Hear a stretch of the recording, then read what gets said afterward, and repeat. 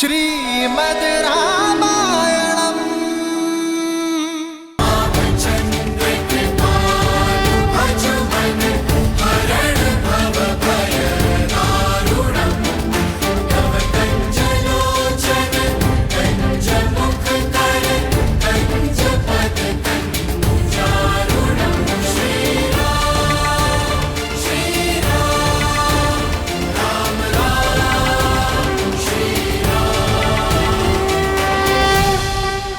राम,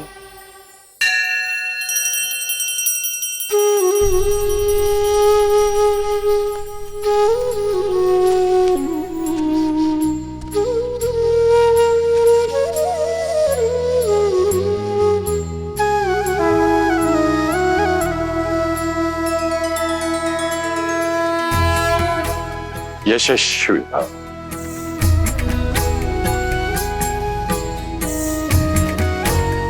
लक्ष्मण,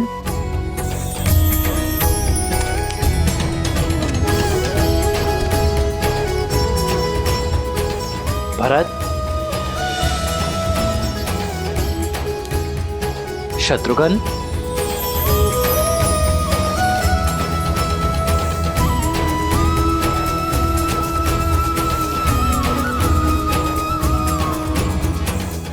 यशस्वी भव। मेरे प्रिय शिष्य, आज मेरा कर्तव्य पूरा हुआ। तुम सबकी शिक्षा संपूर्ण होती है,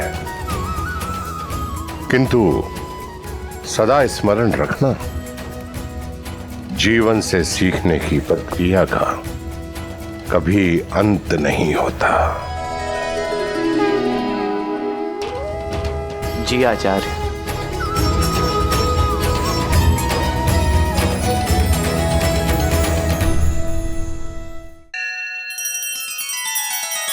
श्री रामचंद्र कृपालु भजु मन हरण भव भय दारुणम।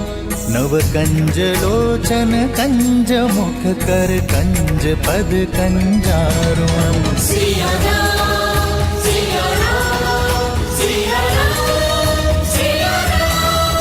आदर्श और मर्यादा की है ये कथा महापावनम। काट मद श्री से मिला दे श्रीमद् रामायणम। श्रीमद् रामायणम।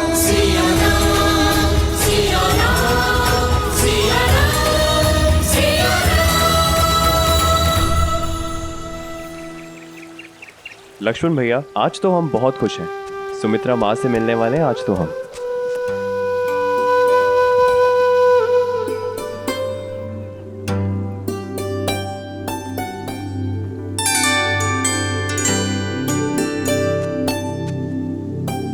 लक्ष्मण, घर जाने के प्रबंध हो गए? जी गुरुदेव। भरत,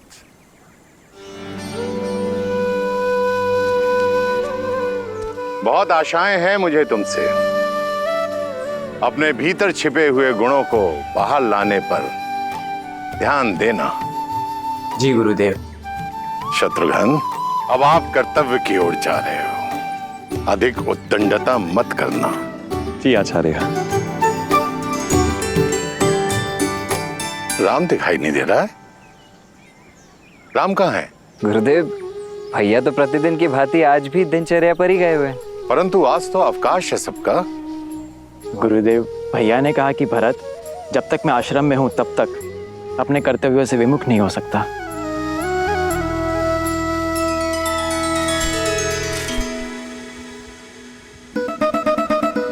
अब खा भी लो नंदिनी।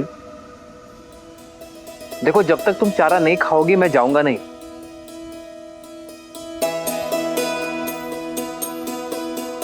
नंदिनी, इस आश्रम में मेरी माताएं नहीं थी। तुमने मुझे स्नेह दिया, पर मैं भी तुमसे उतना ही प्रेम करता हूं।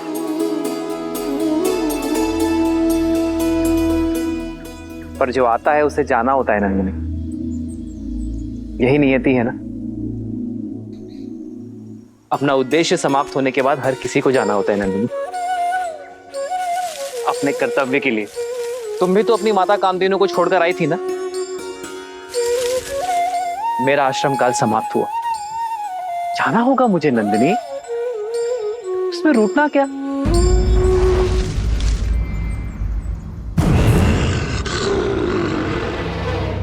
मैं आता रहूंगा तुमसे मिलने। देखो अब मौन होकर चारा खा लो, और कल से कोई और आएगा तुम्हें खिलाने तो शांति से खाना। देखो नंदनी, अगर तुमने चारा नहीं खाया तो मैं रूठ जाऊंगा, चला जाऊंगा मैं यहां से। नंदनी मैं सत्य कह रहा हूं, मैं चला जाऊंगा। ठीक है, मैं चला।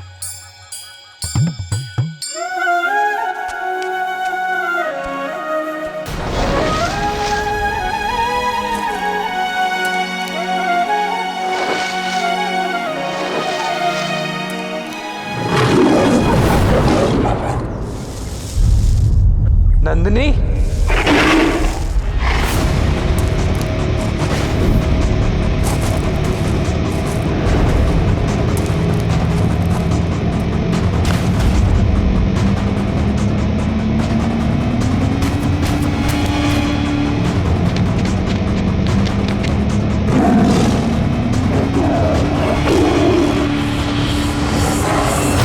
छोड़ दो नंदिनी को, ये मेरी रक्षा में है क्रूर बाघ। भूखे को क्रूर कहते हो राम? जो शरीर विधाता ने दिया उसे भोजन देने का प्रयास क्रूर कैसे हो सकता है? प्रकृति ने मुझे बनाया ही ऐसा है कि अन्य पशुओं को खाकर जीवित रहूं।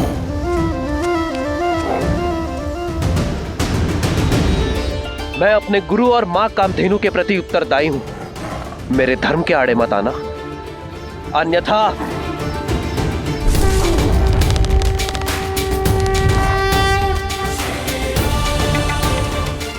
और मेरा धर्म इस वन पर शासन करना है। यदि तुम इससे मुझसे छीनकर मुझे भूख से तड़पता छोड़ दोगे तो क्या यह धर्म होगा?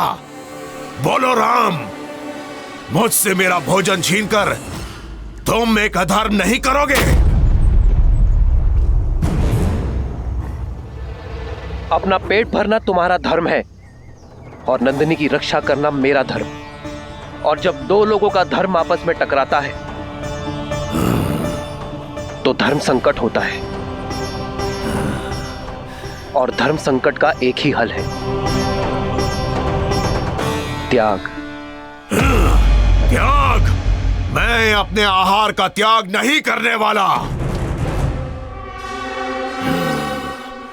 पर मैं कर सकता हूं। रघुकुल रीत सदा चली आई, प्राण जाए पर वचन न जाई। मैं नंदिनी के स्थान पर स्वयं को प्रस्तुत करता हूं।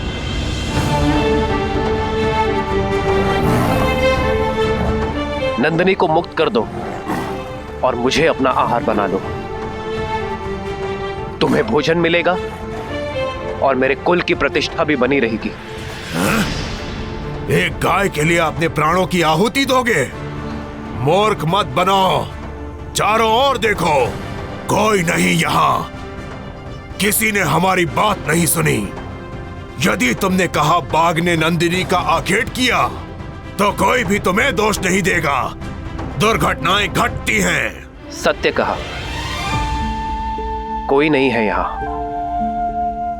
कोई नहीं देख रहा है हमें। यदि सबको सूचना मिलती है कि एक बाघ ने राम को खा लिया तो कोई तुम्हें दोष नहीं देगा। दुर्घटनाएं घटती हैं, कोई नहीं देख रहा है, इसलिए मैं अपने कर्तव्य छोड़ने का पाप नहीं कर सकता, क्योंकि अपने कर्तव्य के लिए त्याग से अधिक शुभ और कुछ नहीं।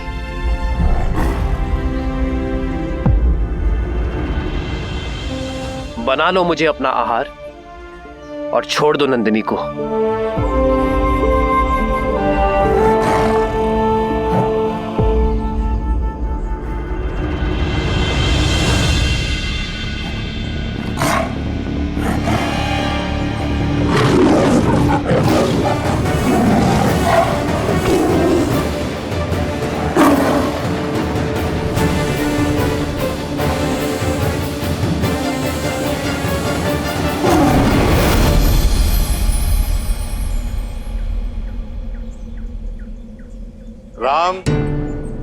नंदिनी सुरक्षित है और तुम्हारा धर्म भी। तुमसे पहले तुम्हारे पूर्वज महाराज दिलीप के सामने भी ऐसी ही परिस्थिति आई थी। उन्होंने भी वही किया जो आज तुमने किया। ये कामधेनु की ली गई परीक्षा थी, उसमें तुम सफल हुए। परीक्षा? हाँ, परीक्षा है। धर्म और अधर्म का ज्ञान होने पर चयन करना सरल होता है राम, किंतु कई बार उचित और अनुचित के बीच में एक हल्की सी धुंधली रेखा होती है, जो आज तुम्हारे साथ हुआ। और कई बार व्यक्ति लोभी हो जाता है, अधर्म अपना लेता है, करुणा को त्याग देता है, परंतु तुमने करुणा का साथ नहीं छोड़ा। मैं तुमसे बहुत प्रसन्न हो रहा। मैं आजीवन आपकी सीख स्मरण रखूंगा आचार्य। धर्म, करुणा, सत्य और त्याग भाव, ये मेरे जीवन के स्तंभ होंगे। मैं आजीवन काम, क्रोध, मोह, लोभ, अहंकार और ईर्ष्या को पराजित करने के लिए युद्ध करता रहूंगा।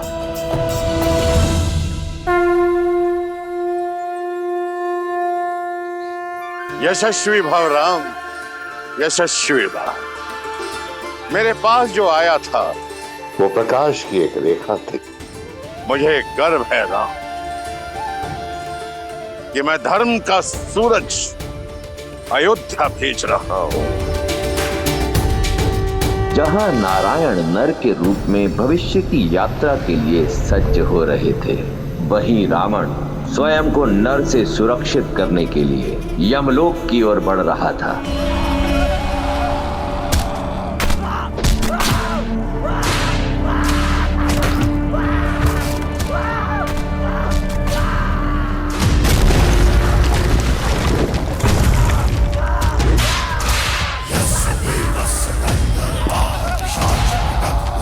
यम, कहो, समक्ष आओ। मृत्यु के द्वार पे खड़े होकर मृत्यु को पुकारने वाले दुष्ट, कौन हो तुम? महाकाल का एक भक्त, काल के देव का काल।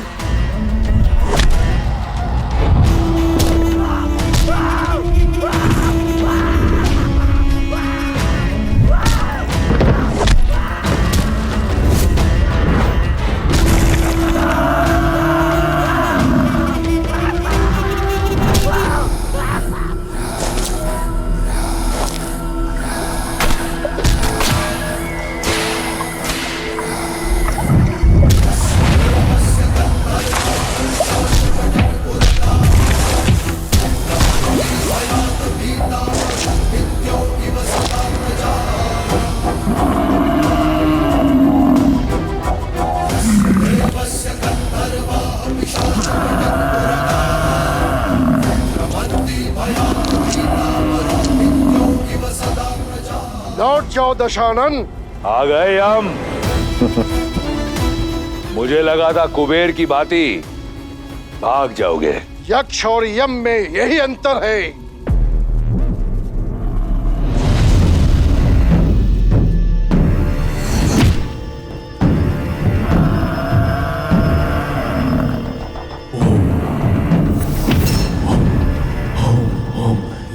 काल को ललकारने वाले अकाल मृत्यु को प्राप्त करते हैं।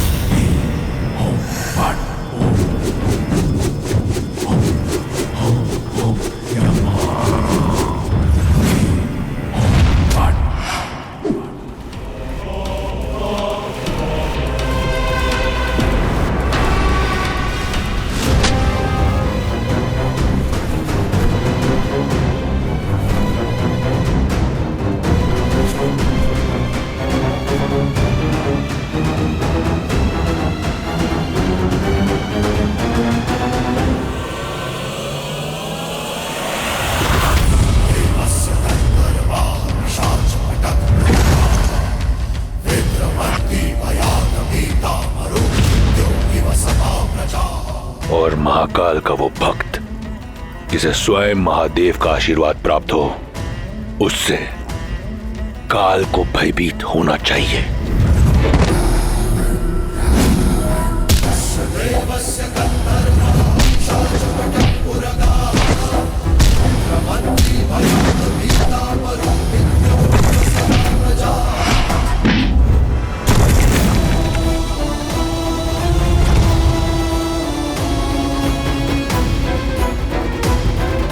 मूर्खता मत कर रावण। ब्रह्मदेव के दिए वरदान का अनुचित लाभ मत उठा। उसी वरदान के अनुसार तुम मुझे मार नहीं सकते। सोचता हूं आज मृत्यु को ही मृत्यु दे दूं। वाह!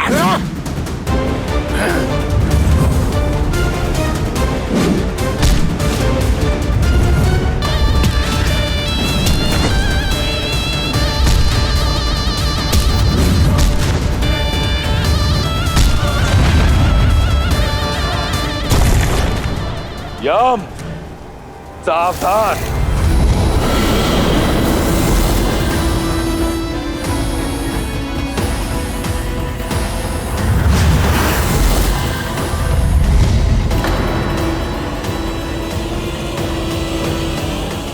रुक जाओ दशानन।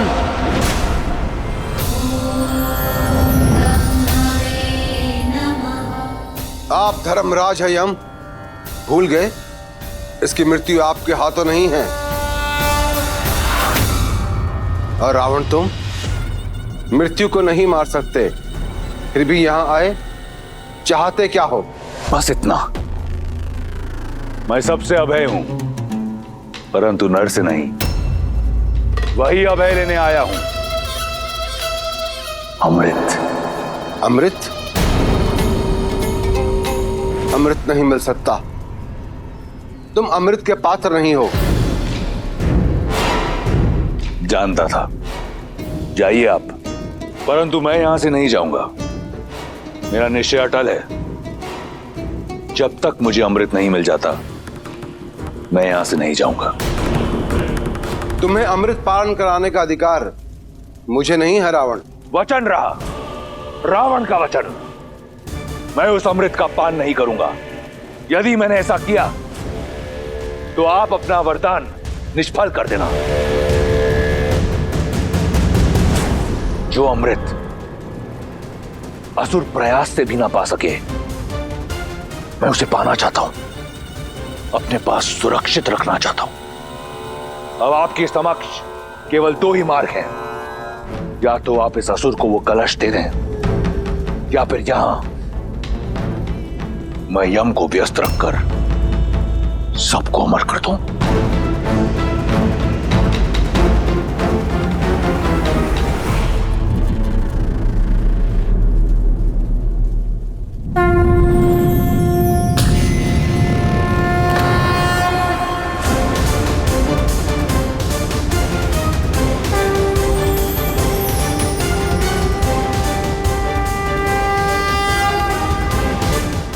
उत्तम, अति उत्तम। वचन रहा,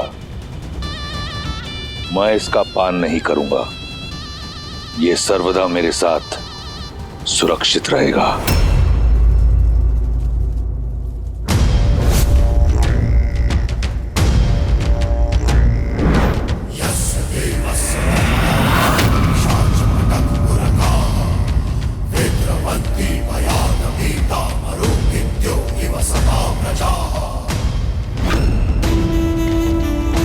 नर का अभय नहीं दिया था ना ब्रह्मदेव? अब देखो, नर ले आओ या कोई और जाति उत्पन्न करो, जैसे ही मुझ पर प्रहार होगा, ये कलश टूटकर इसका अमृत मेरे लहू के साथ मिल जाएगा।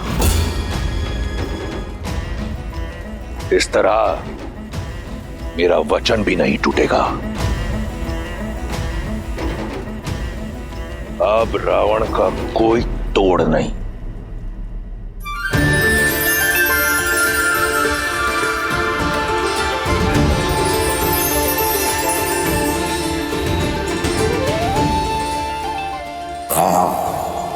आकाश में घुलता यह हरा रंग इस बात का प्रतीक है कि राजकुमार गुरुकुल से अयोध्या के लिए प्रस्थान कर चुके हैं।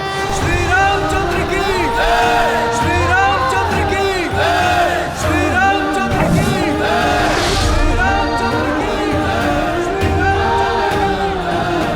रामचंद्र।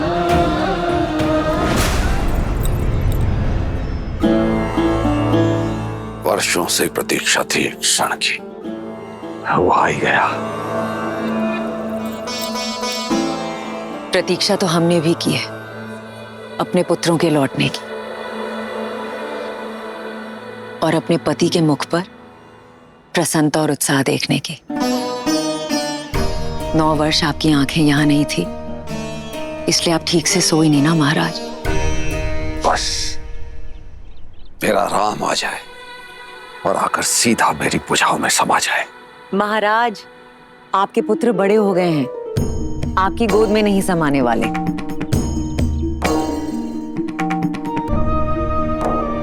हम तो ये भी नहीं जानते कि हमारे पुत्र दिखते कैसे हैं महाराज। ये निर्दयी समय कितने वेग से दौड़ता है ना। अपनी नन्हे मुन्ने आंखों के तारे भेजे थे हमने गुरुकुल, और आज जो लौट कर आ रहे हैं वो अयोध्या की प्रजा की आंखों के सूर्य हैं। कितनी आशाएं, कितने दैत्व बंधे हैं राम से। आज के पश्चात राम का जीवन सदैव के लिए बदलने वाला है। क्या जाने नियति हमारे पुत्रों को किस ओर लेकर जाएगी। किंतु मैं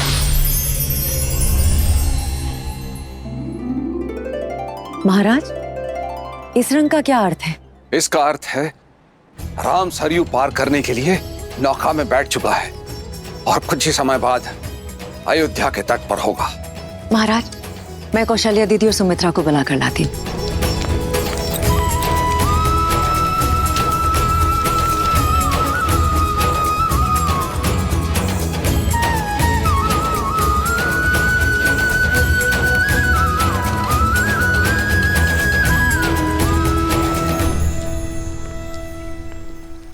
क्या हुआ महारानी, ऐसा क्यों प्रतीत हो रहा है कि आप किसी बात को लेकर चिंतित हैं?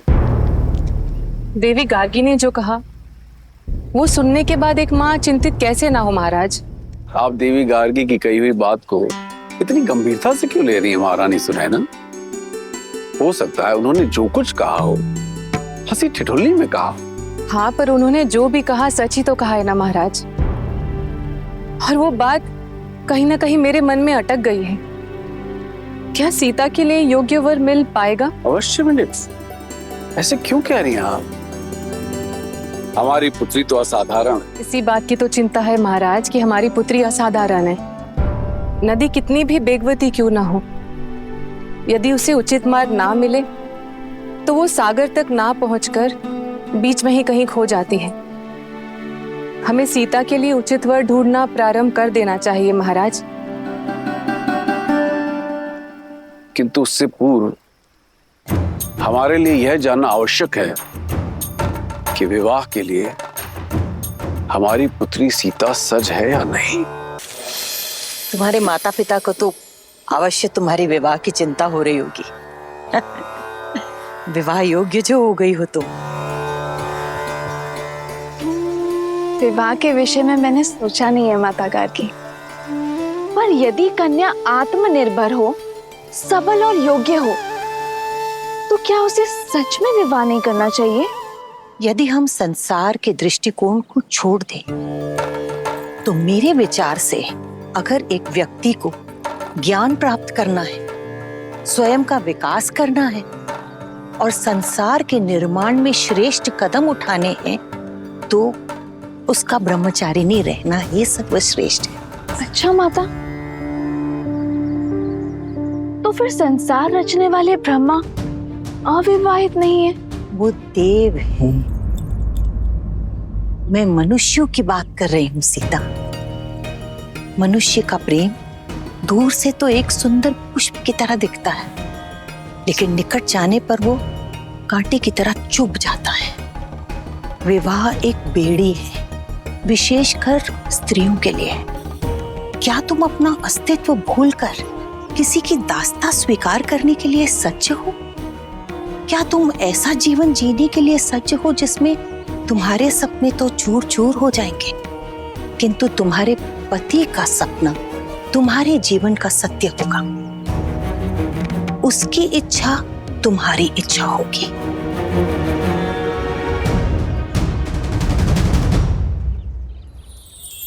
क्षमा चाहती हूँ माता गार्गी, पर जैसे आपने कहा कि दृष्टिकोण की बात है, तो मेरी दृष्टि में विवाह रास्ता नहीं, आस्था है। एक ऐसा संबंध जहां दोनों को एक दूसरे के लिए सम्मान हो, समर्पण हो और समझ हो। एक ऐसा संबंध जहां दोनों एक दूसरे पर निर्भर ना हो, दोनों एक दूसरे का बल हो, जहां दोनों एक दूसरे का व्यक्तित्व और अस्तित्व को विशाल करने का प्रयत्न करें। उस विवाह से सुंदर और मीठा और कुछ नहीं हो सकता माता गार्गी। जैसे शिव और पार्वती हैं, वो दोनों एक दूसरे के अर्धांग हैं, पर एक दूसरे को पूर्ण करते हैं। जैसे लक्ष्मी और नारायण। लक्ष्मी नारायण वो लक्ष्मी जो सदा विष्णु के चरणों में पड़ी रहती है, और जब विष्णु विश्राम करते हैं तो लक्ष्मी उनकी सेवा में तल्लीन रहती है। और विष्णु तो सदा भ्रमण कर रहे होते हैं संसार भर का। फिर से दृष्टिकोण की बात है। मेरी दृष्टि में ये दोनों की यात्रा है। यदि लक्ष्मी नारायण की सेवक होती तो क्या उनका नाम नारायण से पहले लिया जाता? लक्ष्मी का नारायण के चरणों में होना उनके सेवक का नहीं, विष्णु को जगाने का प्रतीक है। लक्ष्मी विष्णु को प्रेरणा देती है कि जागो और अपना कर्तव्य करो। वो विष्णु से अपने साथ का त्याग करती है ताकि विष्णु अपना अवतार लेकर संसार के प्रति अपना कर्तव्य निभाए। संसार की श्रेष्ठता बनाने में जितना हाथ विष्णु का है, उतना ही हाथ देवी लक्ष्मी का भी है माता। सत्य तो ये है कि ना तो लक्ष्मी के बिना नारायण पूरे हैं और ना ही नारायण के बिना लक्ष्मी। और मुझे विश्वास है कि मैं मुझे पूर्ण करने वाला अपना नारायण ढूंढ लूंगी।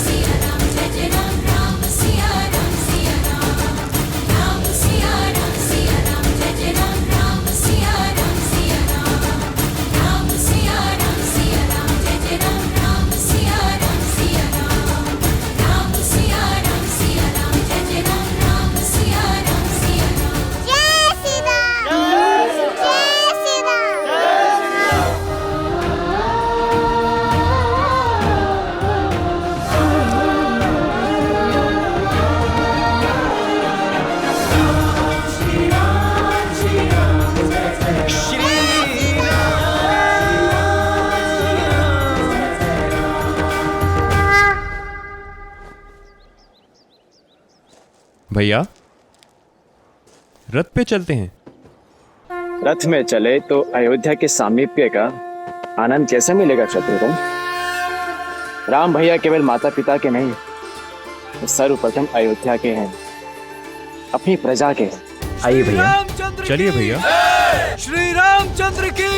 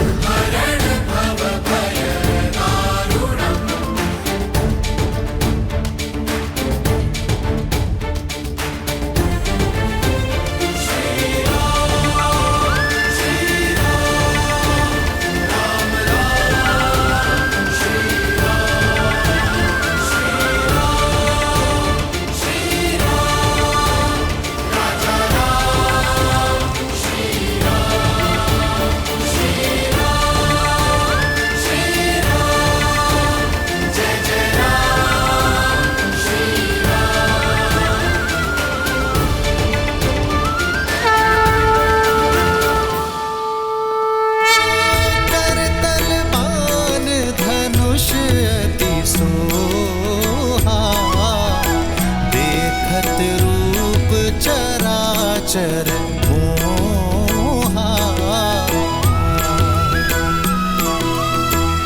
जिन्ह बिथी है बिह रही सब भाई, थकत हो ही सब लोग लुगाई। कौशलपुर बासी नर नारी, वृद्ध अरु बाल, प्राण हुते प्रिय लागत सब, कहूँ राम कृपाल।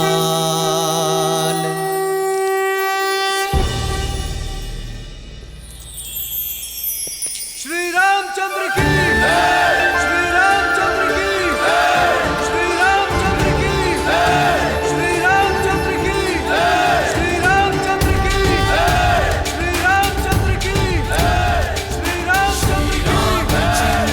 कृपालु भजु मन हरण भव भय दारुणम्, श्री रामचंद्र कृपालु भजु मन राम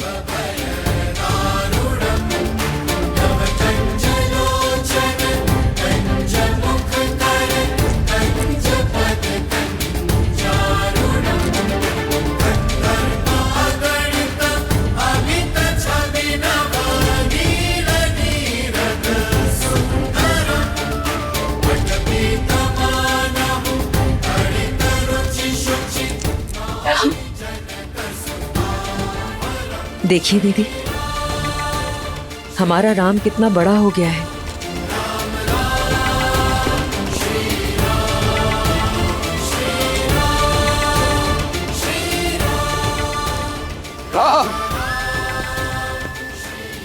महाराज, रहने दो सुमित्रा, आज इन्हें मत रोको।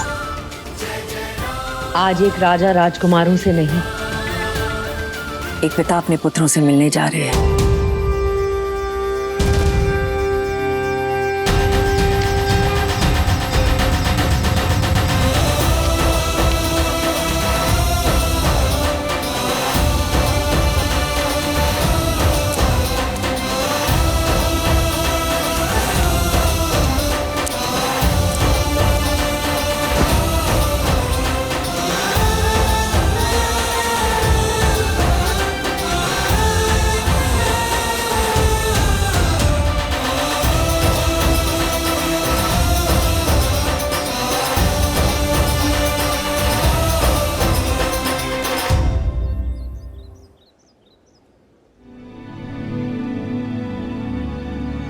राम, कैसे बताऊं तुम्हें, तुम्हारे बिना एक एक पल किस प्रकार बिताए हैं मैंने। अंततः तुम आ ही गए राम। राम,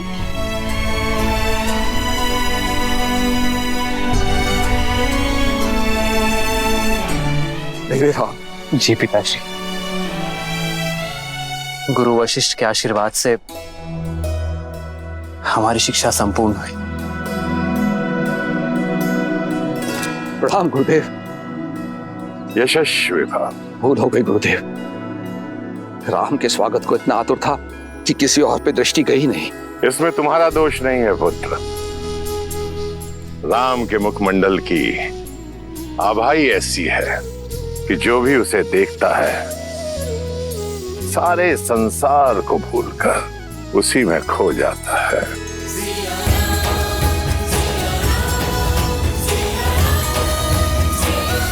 श्री रामचंद्र की, श्री रामचंद्र की, श्री रामचंद्र की, श्री रामचंद्र की, श्री रामचंद्र की। अयोध्या वासियों, आपका राजकुमार लौट आया है, मेरा पुत्र रामचंद्र।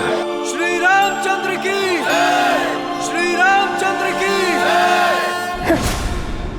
राजकुमार। पिताश्री, मेरे भाई भी आपसे आशीर्वाद की प्रतीक्षा में है। मेरा पुत्र लक्ष्मण,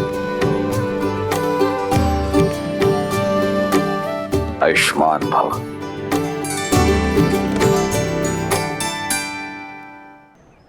हाँ, मेरा सबसे छोटा पुत्र शत्रुघ्न।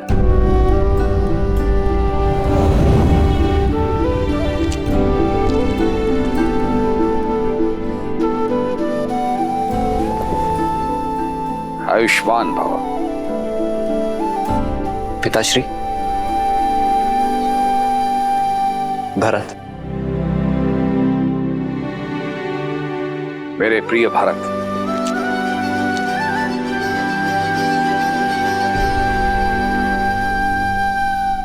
नमन पिताश्री। आयुष्मान भव। भरत आपके लिए कुछ भेंट लाया पिताश्री।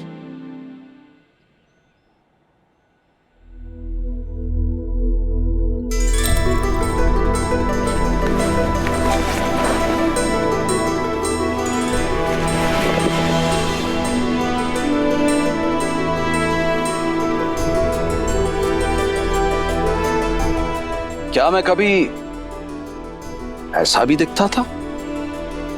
जब हमने गुरुकुल के लिए प्रस्थान किया था तब अयोध्या से आपकी यही छवि हम सब अपने साथ मन में लेकर चले थे पिताश्री। देखिए भरत ने उसे कैसे जीवंत कर दिया। मेरे पुत्र में इतनी अद्भुत प्रतिभा है ये तो मुझे ज्ञात ही नहीं था। आशा करता हूं बाण भी उतने ही वेग से चलाते होंगे। जी पिताश्री।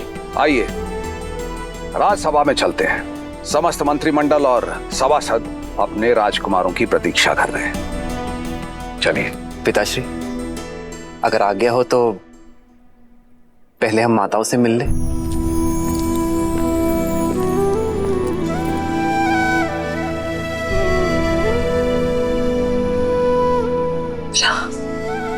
माँ।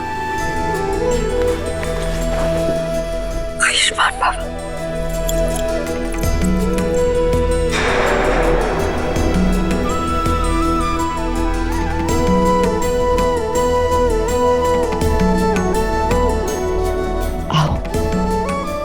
देखिए मेरा राम कितना बड़ा हो गया है।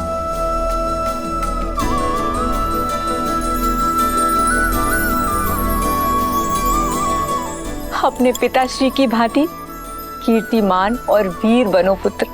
मैं तो आप जैसा बनने का आशीर्वाद चाहता हूँ माँ सुमित्रा। मुझ जैसा? मुझ में ऐसा क्या है? वो जो किसी में नहीं। वीर और प्रसिद्ध योद्धा होना सरल है, किंतु तुम्हारी तरह धैर्यवान और प्रेम करने वाला होना बहुत कठिन। और ये बात मेरा राम जानता है।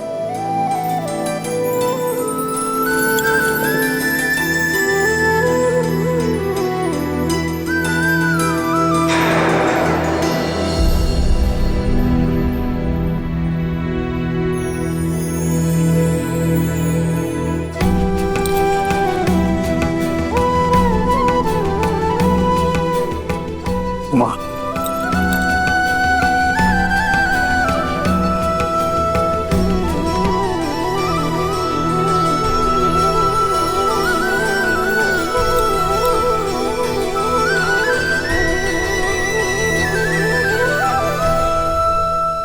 कल्पना भी नहीं सोचा था कि तुम सब इतने बड़े हो जाओ।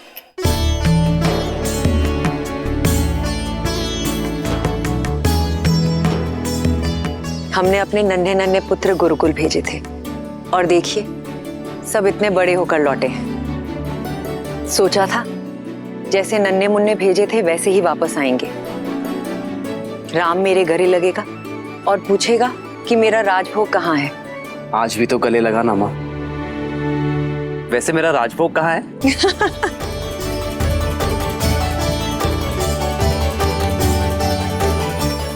सब बनाया है।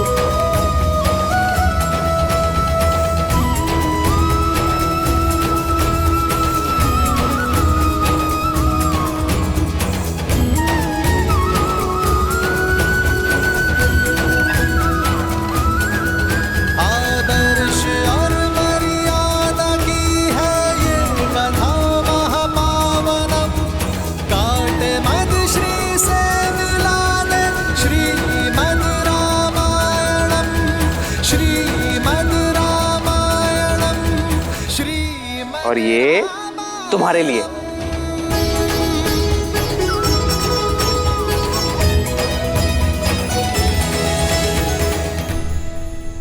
और हमारे राम भैया ने लक्ष्मण भैया को नदी में धक्का दे दिया। अरे तो इसमें इतना हंसने वाली क्या बात है? और हमारे भरत भैया, ये तो सदा राम भैया की सहायता के बिना कुछ करते भी नहीं थे। लेकिन सच में आश्रम में हमें बहुत काम करना पड़ता था, लेकिन आपके हाथ का स्वादिष्ट भोजन खा के सच में आनंद ही आ गया हमें। अच्छा पुत्र, ये बताओ कि आश्रम में तुम सबने क्या सीखा? पिताश्री, राम भैया तो आश्रम में सबके मुख्य थे। धर्म हो, शस्त्र हो या शास्त्र हो, हमारे राम भैया सबसे आगे। और अंतिम दिन गुरुदेव ने बड़ी भीषण परीक्षा ली राम भैया की, और वो भी बिना बताए। अच्छा, क्या परीक्षा ली थी? माया और करुणा में अंतर की। गुरु वशिष्ठ तो बड़े प्रसन्न थे भैया से। और लक्ष्मण, तुमने क्या सीखा? वही माता जो सदा से मुझे सीखना था।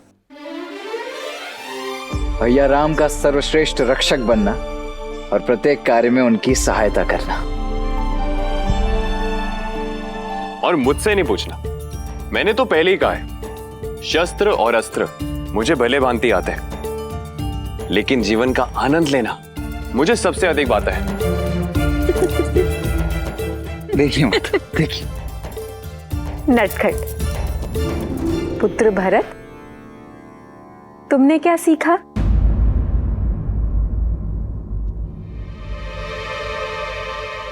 मेरा भरत बहुत अच्छा धनुर्धारी है। आप पर जब लक्ष्य सिद्ध हो तभी। पर हमारे भरत भैया का अधिक मन कला में है। मेरे भरत भैया कविता बहुत अच्छी लिखते हैं और चित्र तो बहुत ही सुंदर बनाते हैं। ये तो बहुत ही अच्छी बात है कि हमारे सारे राजकुमार युद्ध करना जानते हैं।